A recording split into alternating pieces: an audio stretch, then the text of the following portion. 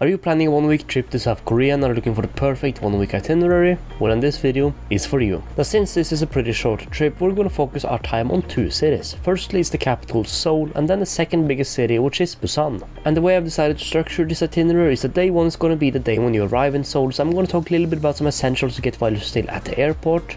Day 2, 3 and 4 are going to be the days where you have to explore Seoul, you will have different activities to do, sights to see, etc. And then day 5 is going to be the day where you go from Seoul to Busan. I'm going to talk about some tips there about getting on the train or the KTX, and I'm going to talk about some other things you can potentially do there. And then of course for day 6 and 7 are going to be full days where you will be exploring Busan. So anyways, let's just get straight into it. Now for day 1, like I mentioned, this is the day when you arrive in Seoul. Now no matter when you arrive, take this day to get some essential things done and of course try some good food and just soak in the atmosphere of Seoul. Now once you've landed, make sure to not leave the airport yet, because we have 3 things to get while you're still at the airport. Firstly is to get yourself a SIM card or an eSIM, that way you can use your phone, mobile data, Google stuff and whatnot while you're in Korea. And for the 2 times I've entered Korea, I've gotten an eSIM from LGY and I think they're pretty good and they're also pretty cheap, but there is of course lots of recommendations at the airport if you want to try someone else. And the second thing you will need to do is to get yourself some cash. And there will be lots of ATMs at the airports, so I would recommend you get to one of those and take out some cash. Now although Busan and Seoul are pretty modern cities, you can use card pretty much anywhere, having some cash is always useful, especially because stuff like street food stalls will only take cash. And having some cash in case, for example, your international bank card stops working is always just so great to have as, well, a backup.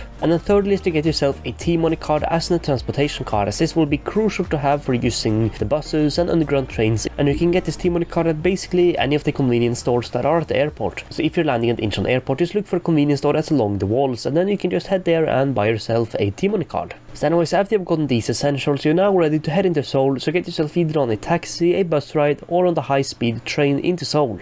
And once you get into Seoul, find your hotel, relax a bit, figure out the public transportation system and just try some food and, like I said, soak in the atmosphere of Seoul, because you're finally in Korea. And I assume you would have just had a long flight, so make sure to get yourself a good night of rest tonight, because tomorrow we of course have a lot to see. So anyways, it's day 2, you've just woken up and you're finally ready to start exploring Seoul. So anyways, let's just get right into it. Alright, so it's our first full day to explore and we're going to start off with the one and only Gyeongbokgung Palace. So anyways, firstly get yourself on a bus over to Gwanghwamun Square and then walk forwards towards the famous Gyeongbokgung Palace. And when you're at the square, you can also see the famous statue of King Sejong and Admiral Yi Sun-sin. However, the main attraction obviously lies a bit further back, and that is Gyeongbokgung Palace. Now this temple was built back in 1395 and it was once the main royal palace of the Joseon dynasty, and it's a stunning intro into Korean history. Now I would recommend you spend at least 2 hours there, as there is so much to explore, so make sure you check out all the different buildings, temples, houses, small roads, as it is just so incredible to explore and look at. So once you're done at the Gyeongbokgung Palace, you're gonna exit out of the northeastern part of the Gyeongbok area and enter the National Folk Museum of Korea. Now in this museum you can wander inside and learn a lot about Korean history,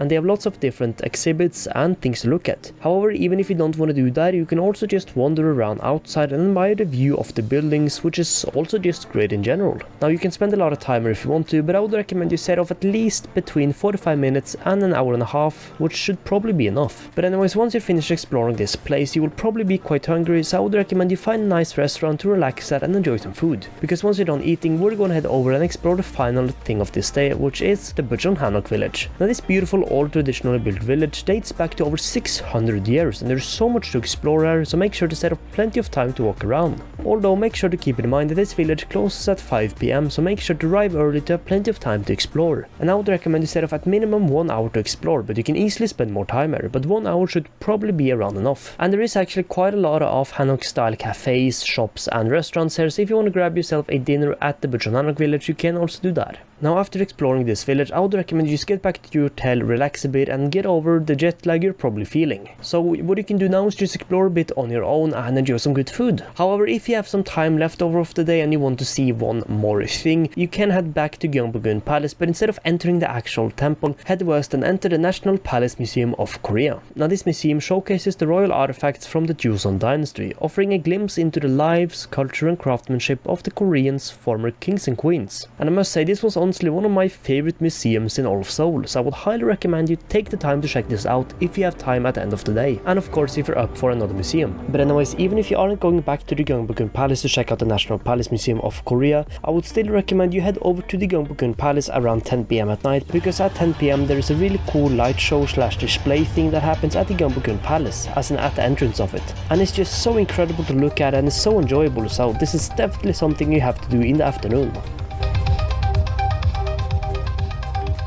But anyways, once you're done with day 2, get back to your hotel and of course make sure to get a good night of rest, because tomorrow we of course have more activities. So anyways, let's just head straight over to day 3. So anyways, we're going to start off this day at the Jeongmyo Shrine. Now before I talk about this, an important thing to know is that you can only enter this via a tour. So make sure to plan a little bit ahead and show up here at an appropriate time. The English tours start at 10, 12, 14 and 16 o'clock. However, you could of course enter either a Chinese tour or a Korean tour, which goes in between. Now Jeongmyo Shrine is a very quiet and quite a different palace compared to the other ones, which makes it a perfect start to this day. It was built in 1394 as a Confucian shrine for the royal family, and is where they used to perform ancestral rituals for the kings and queens of the Joseon dynasty.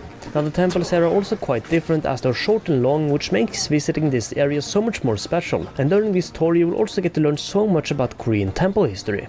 And this tour should take somewhere between 1 and 1.5 hours. But anyways, once you're done at the Jeongmyo Shrine, I would recommend you head over to the Insadong Hanok village to grab yourself something to eat and something good to drink. Now the Insadong Hanok village is a cool, more market-like Hanok village filled with shops and cafes in traditionally built house designs. And it's so cool to just walk around there and explore. So anyway, stop at a cafe or two and enjoy a nice drink and maybe something to eat. And you will find so many traditionally built restaurants and cafes that are surprisingly peaceful. But anyways, once you're done at this village, you're gonna head over for a quick walk over to the Changdeokgun Palace. Now this is another one of Seoul's big palaces, and it has a very different vibe than Gyeongbokgung. Changdeokgun Palace was built back in 1405, and unlike the others, it's built in more with nature. It's tucked into the hillside with trees and small paths instead of big open squares. And it's full of nature, temples and so many incredible sights, and it's a massive complex with so much to explore, so make sure to set up plenty of time to explore, because this place is honestly so unbelievably stunning and there's so much to see here. Now it's a very big area / temple, yet it feels way more quiet, small and peaceful than some of the other bigger temples, like for example Gyeongbokgung. And I would recommend you set off at least an hour and a half or 2 hours to explore this area. Now once you're done at this temple, don't leave yet, as there is another cool thing you can explore here.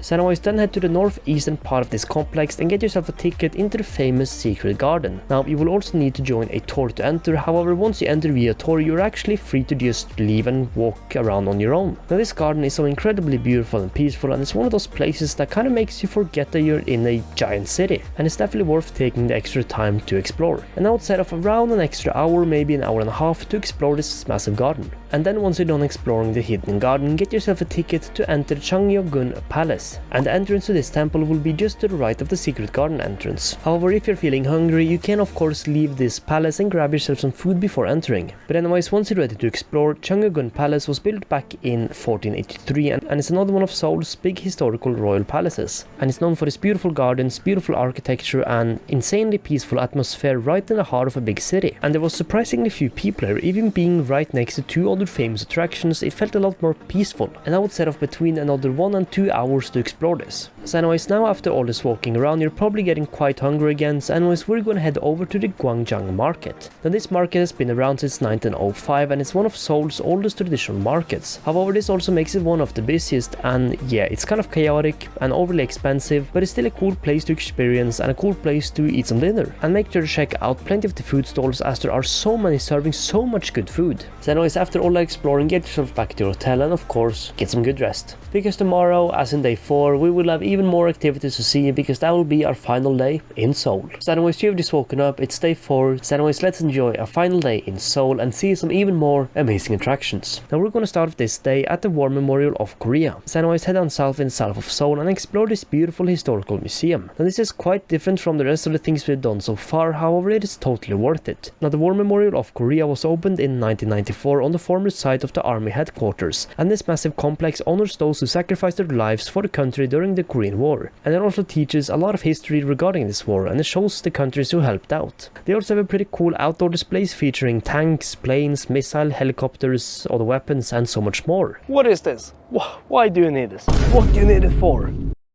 while the galleries inside are packed with more personal stories, artifacts, and even some immersive exhibits. Now I would set off around 2 to 3 hours to exploring, however you can easily spend a lot less time or a lot more. But anyways, once you're done at the War Memorial, we're gonna head just a teeny bit northeast up towards the famous Seoul Tower. Now Seoul Tower, also called the Namsan Tower, was originally built back in 1969 as a broadcasting tower. However, it is now a major tourist attraction located on Namsan Mountain, and it offers a 360-degree view of Seoul from its observatory deck, and this tower is going to give you some of the best views of a city you could ever ask for. I mean, just look at this view. Now there's also a lot you can do at this tower. You can walk around, enjoy the view, take the cable cart down to the city, or just enjoy a walk in a mountain park, or even eat a lovely dinner at the top of the Seoul Tower.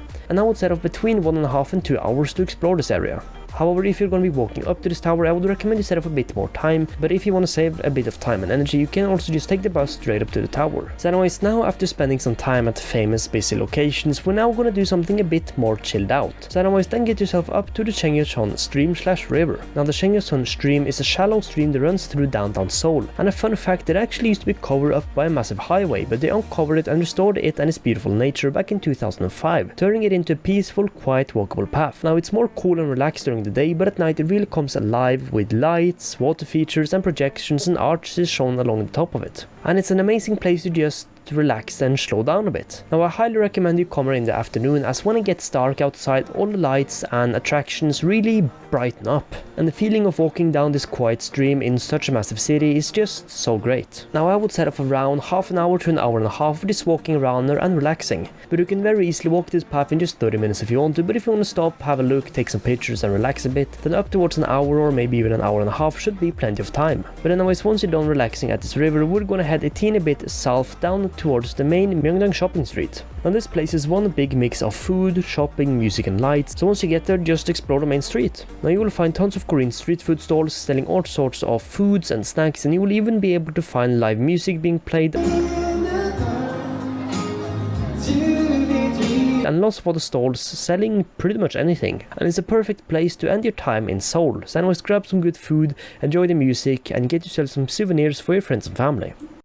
So anyways, after you've done at this market, I would recommend just getting back to your hotel and get a good night's sleep, because tomorrow we will be heading to Busan. So anyways, it's now day 5, so what you will have to do now is simply just wake up, eat some good breakfast, and then head to the main Seoul station and get on a KTX train to Busan. And I would recommend booking this ticket a bit in advance. However, there are many trains going every day, as in many KTX trains from Seoul to Busan going every day, so even if you don't book it really far ahead, it won't really matter. You'll most likely be able to get on a train no matter what. But I would recommend you at least book it a few days in advance, especially if you're going to South Korea in high season, as in during the summers or cherry blossom season. Now you can book between a basically 2 hour and 50-minute ride, a 3 hour and 30-minute ride, or about a 5-hour train ride. And when I took this train, I paid 41 USD for my ticket. And generally, from what I found, the prices will be somewhere between 30 USD and 90 USD for a one-way ticket. But this of course depending on who you book it with, so I would recommend you check multiple websites to make sure you get a fair and good price.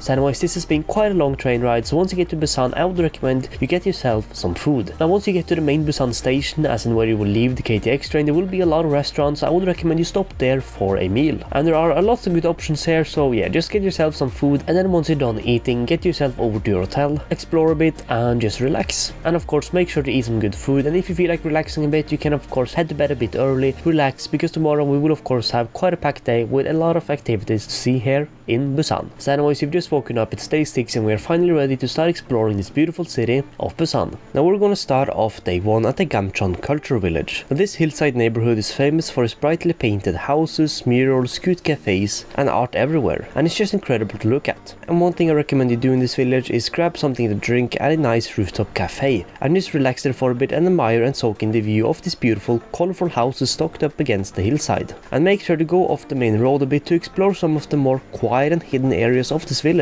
which is still as beautiful with just a lot less people in them. And it's free to enter, which makes it even better. And I would set off around 2 to 3 hours of exploring this beautiful village. So anyways, after you've done at the Gamcheon Cultural Village, it's time for lunch, and there's no better place to do that than at the Jalgaji Fish Market. And a trip to Busan is not complete without visiting one of Korea's largest seafood markets. And once you get to this market, you will see rows of vendors selling pretty much anything you will be able to think of, and you can try so many different fish. And if you're up for it, you can also try this cool famous live octopus dish, which was pretty cool, although it is a bit expensive, coming in at around 30,000 won for a medium portion, but it was still a cool experience that you could have. So if you're a fan of seafood, this market is 100% something you'd check out, but even if you aren't, it's still a nice place to just stop by and have a look. So anyways, after you've done at the Jalgaji fish market, we're gonna head for a quick 15-minute walk northeast up to the Yeongdong-sa Park to visit the famous Busan Tower. Now located in the heart of Busan, we have the Busan Tower. Now the tower stands at about 120 meters tall and it offers some of the best views of the city you could ask for. And to mention, the entrance fee to this tower is about 12,000 won, which is around 8 USD,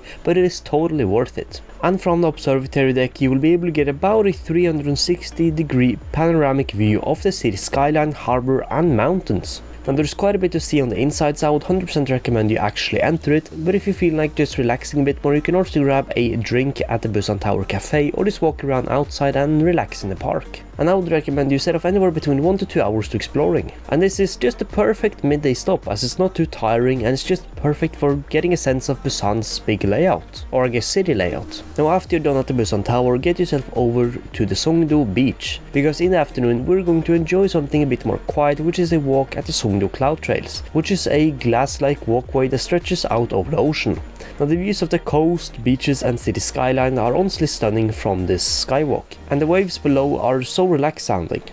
And the reason we are coming here in the afternoon is because you might be able to have and watch a pretty cool sunset going out behind the ocean. So you will be able to see the sky turn dark and the city lights turn on. Now you will probably not need more than 45 minutes, so spend anywhere between 30 minutes to an hour here, which should probably be more than enough time. But make sure to not stay too long into the night here at the Songdo Cloud Trails, because we have one more thing to do. Now not far from the Cloud Trails, head over to the Songdo base station and get on the Songdo cable car. And a two-way ticket for this cable cart will cost you as an adult 17,000 won, which is around 12 USD. Now this cable car takes you across the bay above the ocean and it gives you some amazing views of the city on one side and the ocean on the other side. And once you get to the other side, you will be at this park area where you can grab some food and explore the Songdo Sky Park. But anyways, after so many amazing sights, make sure to get back to your hotel, maybe enjoy another dinner and then get yourself some good rest, because tomorrow we of course have more sights to see. So anyways, you've just woken up, it's day 7 and we're going to start out a bit earlier by visiting the Haedong-Yeongung-sa temple. Now built in 1376, this temple is built on the cliffs away from the city overlooking the ocean, and Haedong-Yeongung-sa is unlike any other temple in Korea, which is why you should 100% visit it on your trip to Busan. Now you get colorful statues, peaceful courtyards and sounds of waves crashing below the temple, and I must say this temple is incredibly beautiful. And when you're going to be visiting this temple, definitely get here before 10 AM, because at 10 AM all the tour buses with people arrive, so arrive early to beat the crowds. Now I would set off around 1 to 2 hours to exploring. Now you can easily spend a lot more time here, but 1 to 2 hours should probably be enough. So I would recommend you arrive at around 9 PM latest, just to make sure you have some quiet time at this temple.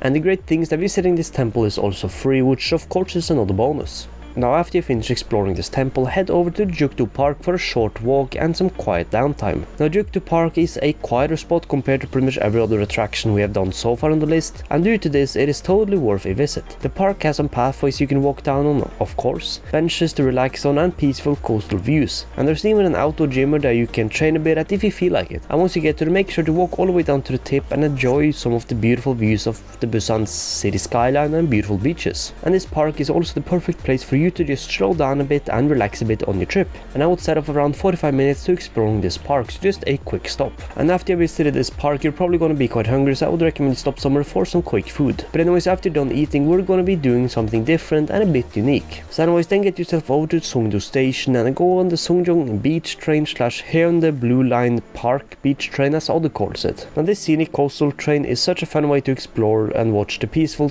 coastal side of Busan, and it's definitely something you should do if you're coming to Busan. Now this train will hug the shoreline and make stop at different viewpoints, like the skywalk that gives you some amazing views similar to the Songdo Cloud Trail, just way higher up and further away from the city. And also make sure to jump off at another station that is a bit more filled area / village / part of Busan, and walk around a bit and get yourself a full dinner and something to eat. Now I would recommend you start at the first station, of course, which is Sedong station, and then leave at the final stop, which is Minpo station. Now just to mention, this train can be very busy and quite full, but it is still totally worth it. So anyways, now that you're done with this train, we have one final activity for your trip in Busan, and that is to visit the Sea Life Busan Aquarium. And this aquarium is located right above the famous Haedo Beach, which is just a short walk away from the beach train you just took, which makes this a perfect final thing to do. Now the Sea Life Busan Aquarium is one of Korea's largest aquariums, and it will cost you 30,000 won to enter, which is a little over 21 USD. And at this aquarium you will be able to see so much. You will be able to walk through underwater tunnels surrounded by sharks, rays, sea turtles and a lot more, and you will also be able to see so many different animals and even a penguin with a really funny name.